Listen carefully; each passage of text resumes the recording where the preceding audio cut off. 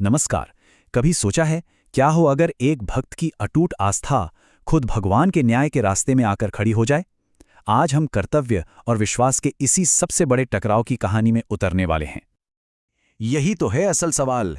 क्या किसी इंसान की भक्ति में वाकई इतनी ताकत हो सकती है कि वो ब्रह्मांड के सबसे शक्तिशाली अस्त्र को भी रोक दे? तो देखिए, कहानी शुरू होती है एक भयानक युद्ध के बाद। कुछ असुर अपनी जान बचाने के लिए महर्षि भृगु के आश्रम में शरण ले लेते हैं और उनका पीछा करते हुए भगवान विष्णु का वो अस्त्र जो कभी नहीं रुकता, सुदर्शन चक्र, अधर्म का नाश करने के लिए वहां पहुंच जाता है। और तभी एक ऐसी चीज होती है जिसके बारे में किसी ने सोचा तक नहीं था। वो सुदर्शन चक्र जो सृष्टि के संतुलन के लिए बना है, अचानक हवा में ही जम जाता है, जैसे किसी अदृश्य दीवार ने उसे रोक लिया हो। अब सवाल ये था कि आखिर इस चक्र को रोका किसने? किसी देवता ने या किसी महाअसुर ने? जी नहीं, उसे रोकने वाली थी महर्षि भृगु की पत्नी काव्य माता, एक ऐसी भक्त जिन्होंने अपनी पूरी जिंदगी उसी भगवान की पूजा में लगा दी जिनके अस्त्र को उन्होंने आज रोक डाला था। काव्य माता ने चक्र को इन्हीं शब्दों से रोका। ये कोई मंत्र नहीं था, बल्कि ये उनकी भक्ति की शक्ति की पुकार थी। उन्होंने अपने पतिव्रत धर्म और अपने निस्वार्थ भक्ति की शपथ देकर उस दिव्य अस्त्र को रुकने का आदेश दे दिया। काव्य माता ने ये चमत्कार किया था अपने तपोबल से। ये आप समझिए, वो आध्यात्मिक शक्ति है जो सालों की तपस्या और बिना किसी स्वार्थ के की गई भक्ति से जमा होती है। और विडंबना देखिए, जिस विष्णु की भक्ति से उन्हें ये शक्ति मिली, आज उसी शक्ति का इस्तेमाल उन्होंने विष्णु के ही अस्त्र के खिलाफ किया। इस गंभीर स्थिति को देखते हुए खुद भगवान विष्णु वहां प्रकट हुए, लेकिन वो हमला करने नहीं आए थे। वो काव्य माता के सामने एक बहुत मुश्किल चुनाव रखने आए थे, और यहीं से कहानी एक बहुत गहरे नैतिक संकट में उतर जाती है।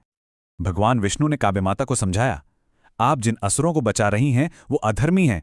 उन्हें शरण देकर आप अधर्म को ही बढ़ावा दे रही हैं, जिससे पूरी सृष्टि का संतुलन बिगड़ सकता है। आप अपना इतना अनमोल तपोबल गलत काम में जाया कर रही हैं। और यहीं आकर खड़ा हो जाता है सबसे बड़ा धर्म संकट। बड़ा धर्म क्या है?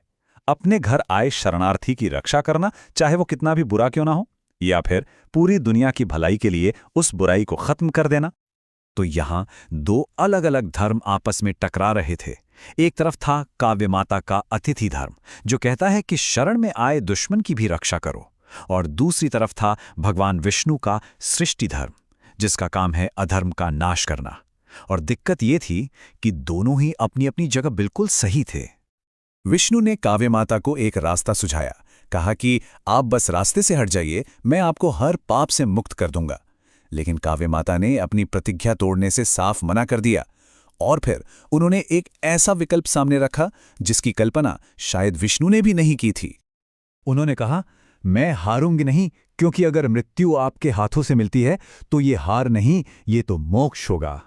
सोचकर देखिए, काव्य माता ने अपनी मृत्यु को एक सजा की तरह नहीं, बल्कि सबसे बड़े इनाम की तरह देखा। मोक्ष का मतलब है जन्म और मृत्यु के इस चक्कर से हमेशा के लिए आजादी पा लेना, जो कि हिंदू दर्शन का सबसे बड़ा लक्ष्य है। काव्य माता जानती थी कि भगवान के हाथों मौत उन्हें सीधे इसी मंजिल तक ले जाएगी। अब काव्य माता ने अपना आखिरी दांव चला। उन्होंने एक ऐसी दलील पेश की जिसका भगवान विष्णु के पास भी कोई तोड़ नहीं था। एक ऐसा तर्क जिसने भगवान को भी सिर्फ एक ही रास्ता चुनने पर मजबूर कर दिया। चलिए, उनके इस जबरदस्त तर्क को 3 हिस्सों में समझते हैं। पहला, मेरी प्रतिज्ञा ने आपके चक्र को रोका हुआ है। दूसरा, मैं ना तो अपनी प्रतिज्ञा तोड़ूंगी ना ही रास्ते से हटूंगी। और इसलिए तीसरा, जब तक मैं जीवित हूं ये चक्र आगे बढ़ ही नहीं सकता, मतलब सिर्फ मेरी मृत्यु ही इस गतिरोध को तोड़ सकती है। और ये बात कितनी कमाल की है, उन्होंने दया नहीं मांगी, बल्कि अपनी मृत्यु को एक कृपा मांगा, एक आशीर्वाद मांगा। उनका ये एक कदम उनके धर्म को ही निभा रहा था, विष्णु के धर्म को भी पूरा कर रहा था, और उन्हें मोक्ष भी दिला रहा था। तीनों काम एक साथ। और आखिर में भगवान विष्णु को अपने भक्त की इच्छा के आगे झुकना पड़ा। उन्होंने सुदर्शन चक्र को आज्ञा दी। चक्र ने काव्य माता का सिर धड़ से अलग कर दिया, उनकी प्रतिज्ञा को भी बनाए रखा, असुरों के विनाश का अपना कर्तव्य भी पूरा किया, और उस महान भक्त को मोक्ष भी प्रदान किया। ये कहानी हमें कोई आसान सा जवाब नहीं देती, बल्कि एक बहुत गहरा सवाल छोड़ जाती है। जब जिंदगी में दो सही रास्ते आपस में टकराएं, जब हमारे कर्तव्य ही हमें अलग अलग दिशाओं में खींचें, तो असली धर्म क्या है? शायद इसका जवाब हर किसी को अपने अंदर ही खोजना पड़ता है।